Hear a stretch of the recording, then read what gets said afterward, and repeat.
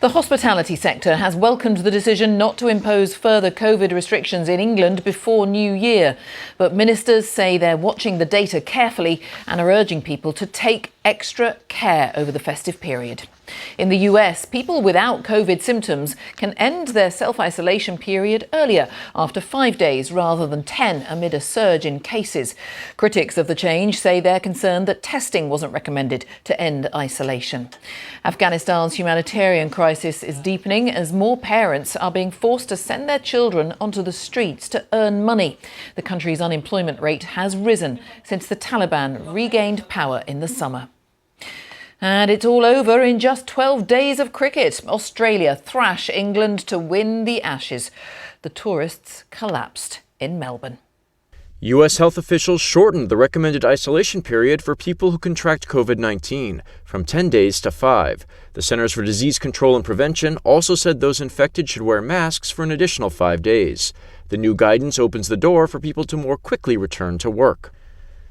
U.S. air travel disruptions persisted Monday, driven in part by bad weather in some areas, combined with airline staff shortages related to the surge in COVID-19 cases. Almost 1,300 flights were scrubbed Monday, down slightly from the numbers reported over the holiday weekend. That's according to data tracker FlightAware, which expects around 260 flights to be canceled today. China Evergrande's founder and chairman says the cash-strapped property developer is on a path to recovery, even as its debt crisis remains unresolved. The company says construction work has resumed at more than 90% of its stalled residential projects, and it has also picked up the pace of delivering apartments promised to homebuyers. Markets in Asia ended mostly higher, and European shares rose in early trading. U.S. futures are also in the green following yesterday's rally in tech stocks. Officials here in Japan are sounding the alarm about the coronavirus as the nation prepares to see off 1 year and welcome another. Their calls for caution come as more cases of the Omicron variant are confirmed in airports and communities. Trains and planes are crowded with people returning to their hometowns for the New Year holidays. Tuesday saw many central and local government officials wrap up their work for the year. But Tokyo Governor Koike Yuriko says now is not the time to get complacent. We must be aware that community infections of the Omicron variant could occur at an accelerated pace due to people's movements during the holiday. An explosive spread is possible. Community transmission of the variant has been detected in 7 prefectures. They include the capital and Okinawa. The first cluster infection was confirmed on Tuesday in Osaka at a care facility for elders. Experts warn a rapid spread could put the medical system under strain, despite global reports suggesting the variant may be less prone to causing severe symptoms. The government is currently rolling out booster vaccines to medical workers. Elderly people are the next priority group. Officials plan to allow for a shorter minimum period between the second and third shots than the current 7 months. Authorities across Japan confirmed 385 new coronavirus infections on Tuesday. A record 69 were at airport quarantine facilities. The 7-day average through Monday is 51% higher than the previous week. Security officials from the United States and Russia are set to discuss the mounting tensions over Ukraine on January 10th. Moscow says the talks will take place in Geneva. Western governments are increasingly concerned about Russia's deployment of a large military unit near its border with Ukraine. On Monday, a spokesperson for the U.S. National Security Council said the U.S. and its allies are unified on the consequences Russia would face if it took any action. At the same time, the spokesperson expressed a willingness for principled diplomacy. Moscow is also expected to meet with NATO representatives on January 12th and the Organization for Security and Cooperation in Europe the following day. China says it's received visa applications from relevant U.S. personnel to send American officials to the Beijing Winter Olympics and Paralympics. But the U.S. says they are not for diplomatic representatives and it won't impact their boycott of the Games. The U.S. Embassy in Beijing says the applications are for consular and security personnel. It said they would travel to China to ensure the safety of athletes, coaches, and staff members. The embassy noted the U.S. has not wavered on its diplomatic boycott of the Games. A Chinese foreign ministry spokesperson repeated China's stance on the American boycott. The U.S. side, driven by political manipulation, directed and staged a farce by not sending a diplomatic or official delegation to the Beijing Winter Olympics, even though no invitation had been extended. Earlier this month, the U.S. and a number of other countries said they would not send government officials to the Olympics. They cited concerns over human rights in parts of China.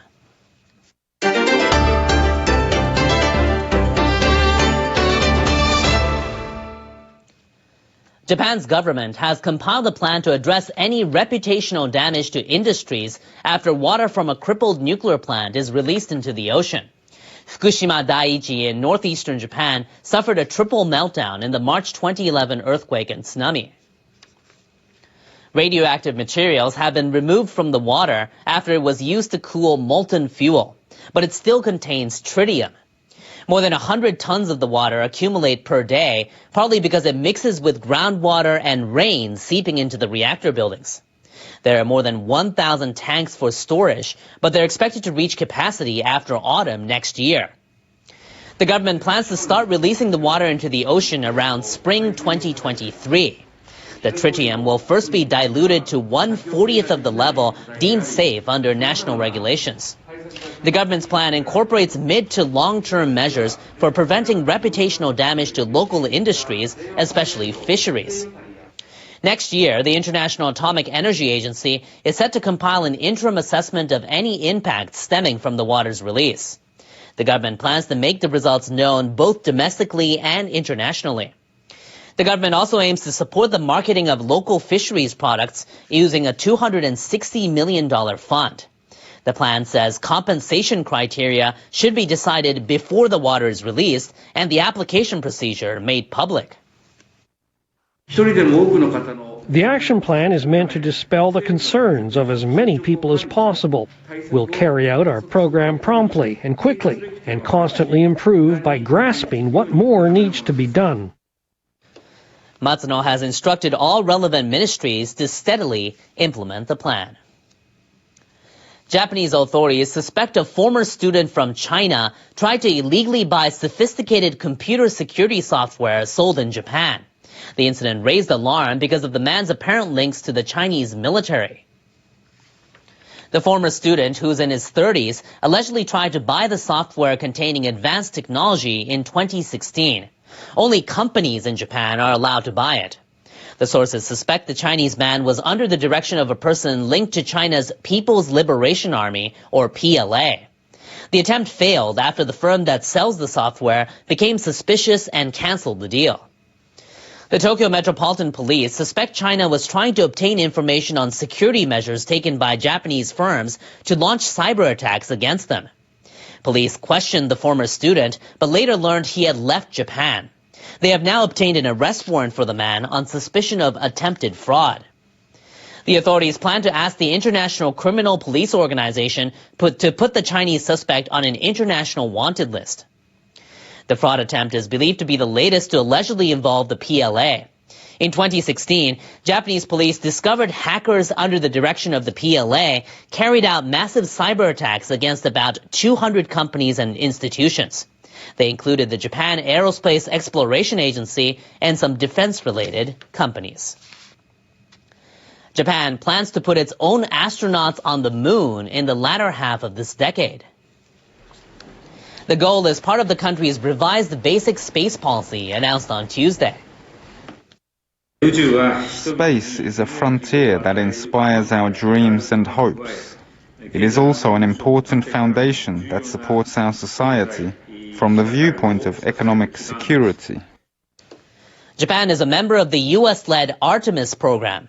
It envisions building an outpost to orbit the moon and sending astronauts to the lunar surface. Japan's revised space policy includes cooperation between the public and private sectors to develop a manned lunar rover. Japan will also conduct research to develop technology for generating solar power in space. The government plans to create a network of small satellites orbiting Earth to monitor natural disasters, even at night and in bad weather, by the year 2025. Prime Minister Kishida says Japan will also work with the US, Australia, and India in the field of space development.